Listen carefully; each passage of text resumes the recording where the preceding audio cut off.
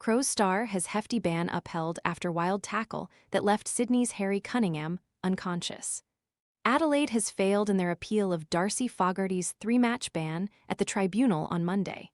The Crow's star was handed the suspension for a wild swinging arm tackle that made contact with the head of Sydney's Harry Cunningham. With the ban upheld, Fogarty will now miss Adelaide's next 3 games against Collingwood, Essendon and Richmond. Cunningham was left unconscious on the floor and later revealed to have suffered a concussion as a result of the out-of-control tackle.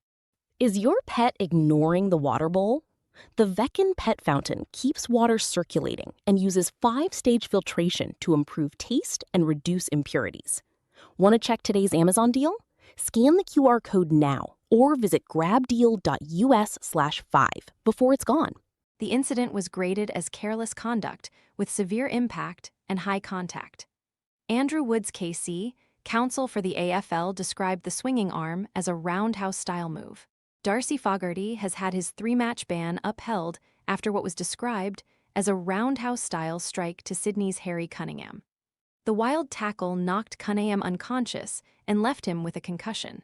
Fogarty was handed an initial 3-match ban for careless conduct with severe impact and high contact. The Crows, on the other hand, argued that it was not a strike or careless and the impact should have been high, not severe. Speaking at the Tribunal, Woods said, "As he comes down, you see Mr. Fogarty coming from that side, and you see a forceful swinging arm that is really in that roundhouse style, and it makes contact with Mr. Cunningham. As to whether it was careless, it is the AFL's position that it was careless, because in a context like this, with a player going for the ball, going up and coming down with the ball, drawing the arm back a considerable way is a careless thing to do."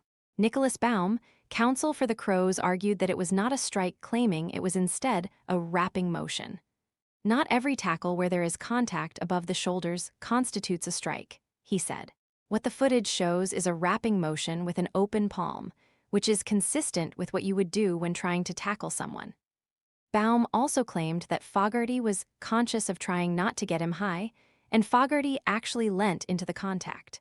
Cunningham had to be helped off the field by medical staff following the tackle. Fogarty echoed that sentiment by claiming his opponent dove into him as he attempted to make the tackle. "Initially, I thought he was going to stand up a little bit taller and raise his arms to release the footy," he said. "I was just trying to wrap him up and execute the tackle. I think I adjusted as much as I could to get low while he went low." But the Tribunal rejected both Adelaide's and Fogarty's argument, as Chair Jeff Gleeson told the club they were satisfied with the classification of striking. He saw Harry Cunningham jump and reach for a loose ball. He had time to assess the situation and knew that by the time he made contact with Cunningham, the player would have descended from his jump to a level or height that Fogarty could, of course, not precisely determined, he said. Fogarty had time to consider how he would tackle Cunningham in those circumstances. He chose to do so by swinging his right arm forcibly in the direction of Cunningham's upper body and head. While Cunningham may have been in a slightly lower position at the moment of impact than Fogarty hoped, he did not move in an unnatural or unexpected manner. Fogarty's technique of forcefully swinging his arm in the likely direction of his opponent's head and neck was, in those circumstances, careless. Fogarty's evidence was he intended to do no more than wrap Cunningham up in a tackle. He could have done so without the unreasonable forceful swing of the right arm. The force of the blow was considerable, and Cunningham was concussed and took no further part in the match.